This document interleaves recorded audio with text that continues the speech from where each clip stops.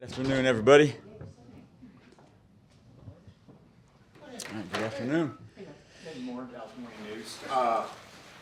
We just kind of described both of the big punt returns yesterday, the 63-yarder that you got early, and then the one that was returned for a touchdown that was called back. What happened on both of those? Yep, the kick return was, it was cool because we just came off the block punt safety with no TV timeout, so we got right back in the huddle and got everybody a quick drink, and then right back on the field. And we don't spend a ton of time on just the alignment of it. You know, everything is moved up 15, alignment, drop zone, you know, a punt instead of a kickoff coming at you. And the players did an outstanding job because the punt didn't take us to where the return I had called was, you know, the best thing. So, you know, it was a nose up, took a short into the right, and the players did a great job of just kind of sorting out where the ball was going, which wasn't where it was intended to go. And then Turp, obviously, his vision was outstanding. But on that play, you know, Hunter Lipke, Schoonmaker, Tyra Sweet, all rookies had great blocks when it came back their way. So just playing good ball. Then the punt return, you know, the second punt we've gotten where we felt like, okay, we got a shot here. And one was Arizona, we had the penalty. Then this one we had the penalty. And, you know, fantastic blocking. Nation on right obviously had the hold in, and he went with two. If he just stays with one, we're clean. And so it was an easy coaching fix this morning. But damn, you just love to have that one stick on the board too. That's a four-star telegram.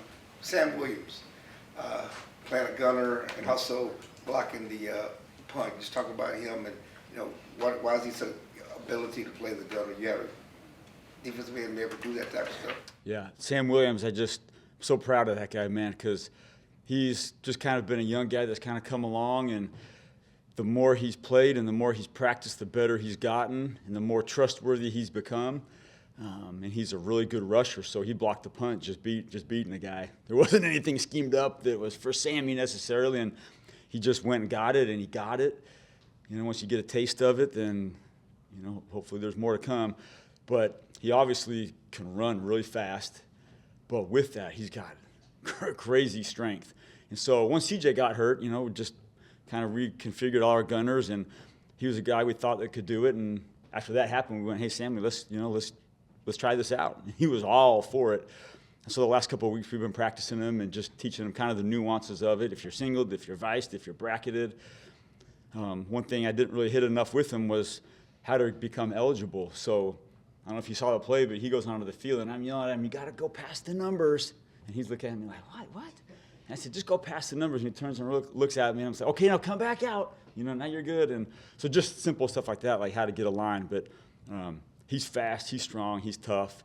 And so I'm just really proud of him on kind of being behind the scenes a little bit, and then obviously having a big game yesterday. And I think there's a lot more cool stuff to come from Sammy over the next weeks.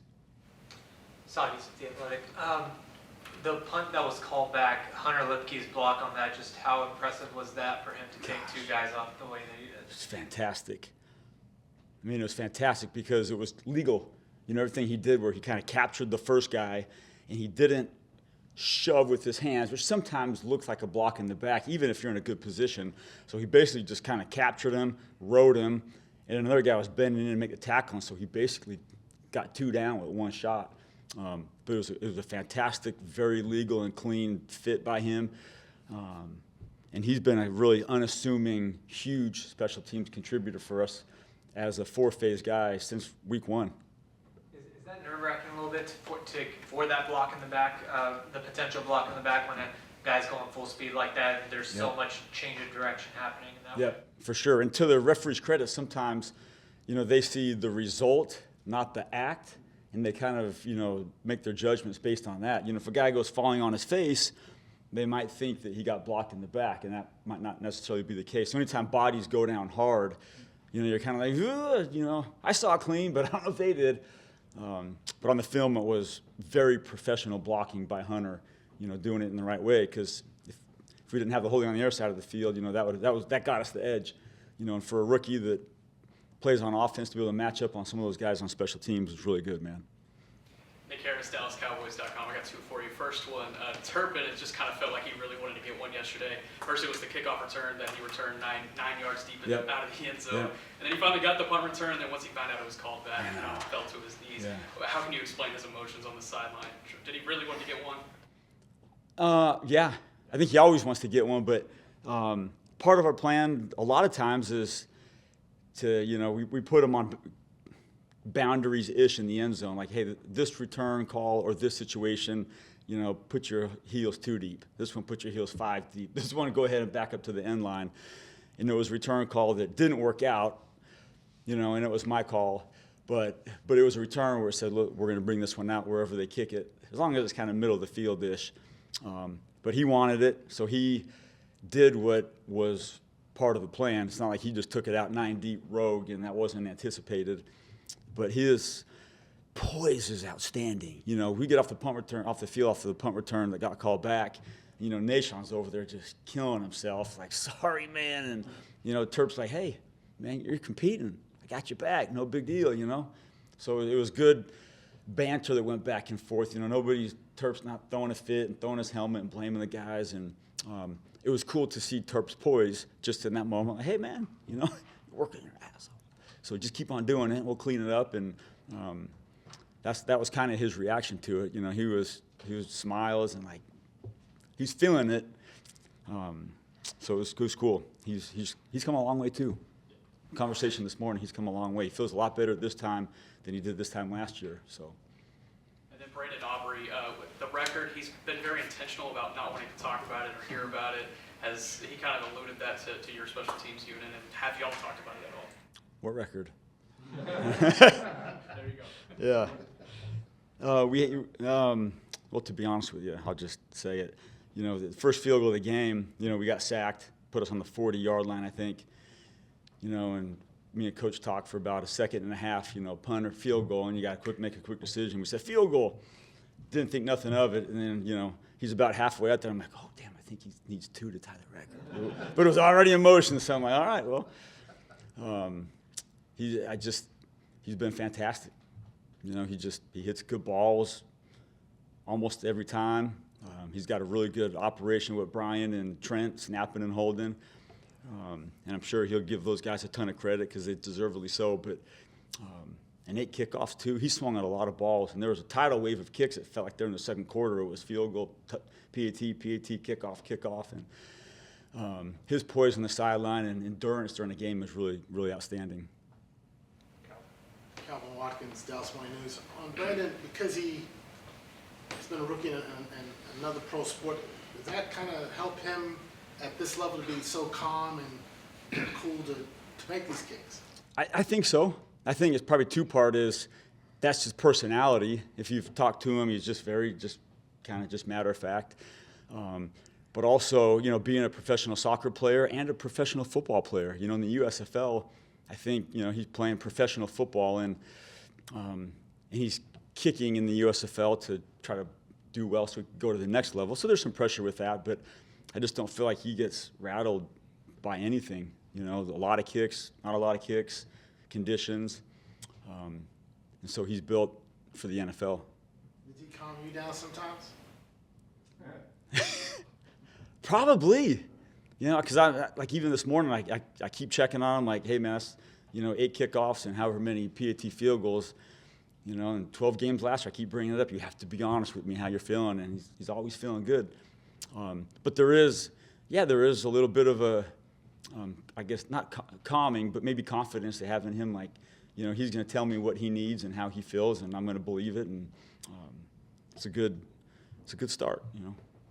Coach Jeff Tavares, Pro Football Network. Going back to Turpin real quick, what has it been like for you to see his progression? You kind of alluded to it earlier, but what has it been like for you to see his progression, specifically with his patience when teams just aren't going to get to him? Yeah, gosh, I think, last year he's trying to prove himself, and I guess everybody always still is, but he knows that a lot of forced decisions lead to bad results, and I think that's what he's learned is, my opportunities, albeit few, are going to come, and that's when I got to capitalize.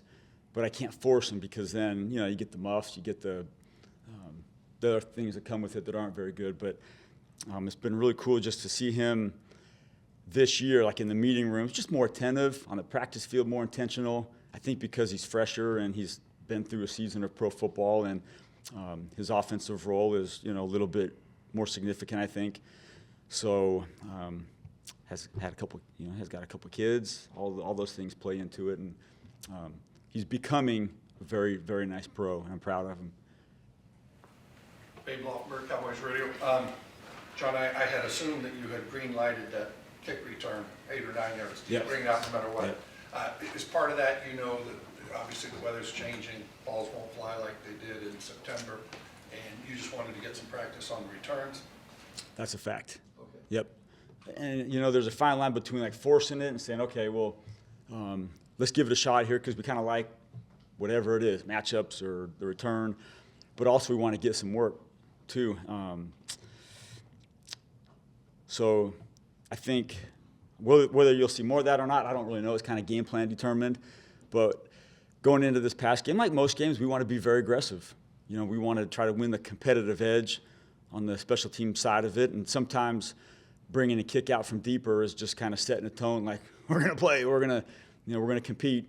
And you'll have to get it past the 25-yard line to make it, you know, a good decision. But if you don't, there's a competitive edge that's still like in the meeting room, like, hey guys, man, you know, lock in because we're going to bring one of these out and we got to make it work. So we'll keep evaluating it as it goes, you know. I think we'll finish up with Michael. Michael Galpin, Dallas Morning News. In the past few weeks about CJ, you've tried a number of different personnel at corner and punt return and then at gunner and punt coverage. What's this feeling out process been like for you to identify suitable next plan there if the need is out for the year? Really fun, to be honest with you, just to learn a lot more about guys. You know, Jalen Tolbert, you know, he's really stepped up. Jalen Brooks had a week there where he was really good. Noah, you know, he's been inactive, but he's had a couple really good weeks. Sam Williams, Nashawn Wright. So it's been some great competition at practice, and a couple names that I would mention, but I'm not going to for different reasons. On our practice squad have been fantastic competitors. And so losing CJ, you know, is a huge blow. But then some opportunities opened up where you see some other guys really step up and compete and try to become that role because it's an important one. So it has been a big, you know, change up of different bodies. Let's give you a shot. Let's give you a shot. Let's give you a shot. So I don't feel like it's affected our chemistry, which I think is a big thing. I think it's just maybe, if anything, enhanced some competition for the next set of guys that got to own those spots, like a Sam Williams. You know, I think we'll hopefully see more of him going forward at gunner because he's really good. You know, you guys probably Everson Griffin did it as a young guy. I know Adalius Thomas with the Ravens did it as a younger guy. Lorenzo Alexander did it. You know, I'm talking about like outside linebacker type bodies. So there's been certain guys that done it young in their careers, and those three guys I just mentioned, you know, became really good defensive players on long careers. So we'll see where it goes. Thank you. All right. Thanks, you guys.